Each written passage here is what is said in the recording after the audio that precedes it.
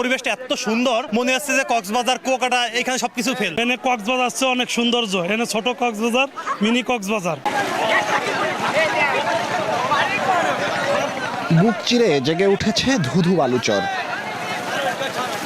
চারিদিকে অথই জলরাশি আর মাঝখানে এক চিলতে মরুভূমি।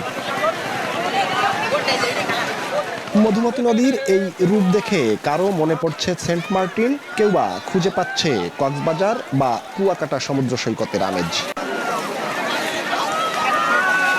গোপালগঞ্জ সদর উপজেলার চরমাটলা এখন যেন এক নতুন পর্যটন স্বর্গ।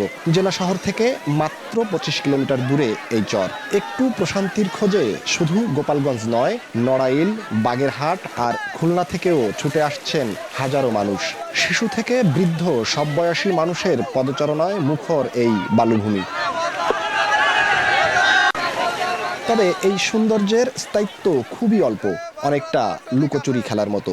ভাটা শুরু হলে দৃশ্যমান হয় এই চর, মাত্র ঘন্টা দুয়েক স্থায়ী হয় এই সৌন্দর্য। এরপর জোয়ারের জলে আবার বিলীন হয়ে যায় নদীগর্ভে।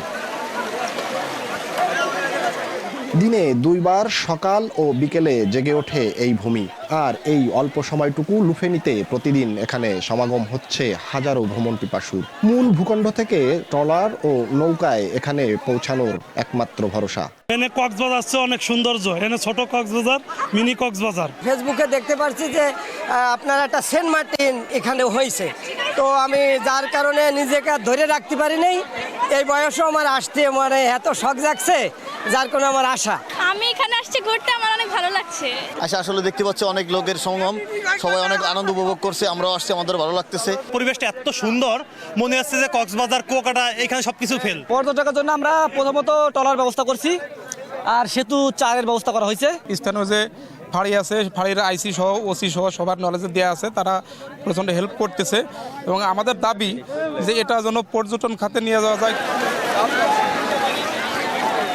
চলতি বছরের জানুয়ারিতে জেগে ওঠা চরটিতে বর্তমানে প্রতিদিন ভ্রমণ করতে যাচ্ছেন 4 থেকে 5 হাজার মানুষ।